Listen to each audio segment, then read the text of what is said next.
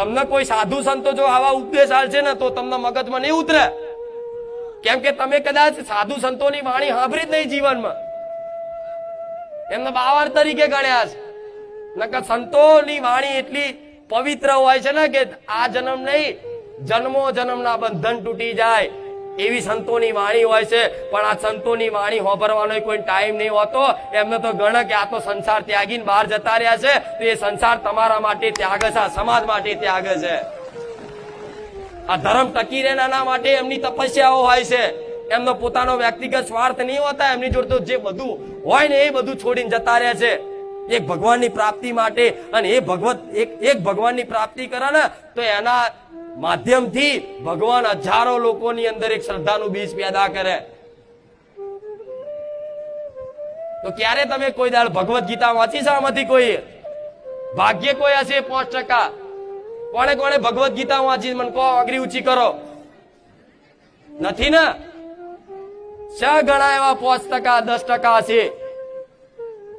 તો ભગવત ગીતાના જે સાર વાતો છે ને એ સાર વાતો સમજાવું છું. ભલે શ્લોક ના બોલું પણ દેશી ગામડિયા ભાષા, ગ્રામીણ ભાષામાં તમને સમજાવું છું. અને આ ચુંદડી ઓઢીને સમજાવવાનું એક જ કારણ છે કે તમને આ વિશ્વાસ, ધૂળમાં વિશ્વાસ છે ને, તો હું ધૂણીને હું મેલડી બોલું છું. તમને કદાચ તમે ચમકે અત્યાર સુધી અભ્યાસ જ આનો રાખ્યો છે એટલે તમને આ વસ્તુ પર ઓંધળો વિશ્વાસ કરી લીધો છે કે કોઈક ભુવા જોડ જઈને કઈક જંતર મંતર હાલ દે, જંતર મંતર હાલ દે. પણ એ જ વસ્તુમાં રહીને મારા બાર તમને ઉપર ઉઠાવા છે, અંધકારમાંથી જ્ઞાનના પ્રકાશમાં લઈ જવા છે કે દીકરાઓ આ બધી માનસિકતા મૂકી અને એક શુદ્ધ ભક્તિ કરો તમારી કુળદેવીની. બસ જોડે રામનું નામનું ભજન કરો, જોડે રામ નામનું રટણ કરો. જો કદાચ તમારા જીવનમાં દુઃખ કદાચ આવશે ને કર્મો અનુસાર, કર્મ કર્યું છે તો દુઃખ આવવાનું જ છે.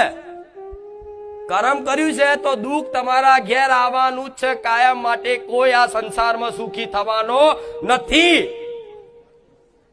પછી ગમે તેટલા દાન કરો, ગમે તેટલું કરો, બધું કરો, પણ જેને જેવું સમય અનુસાર, કર્મો અનુસાર દુઃખ લખેલું છે એના પેઢીમાં, એના વ્યક્તિગત, એના તો દુઃખ આવવાનું જ છે.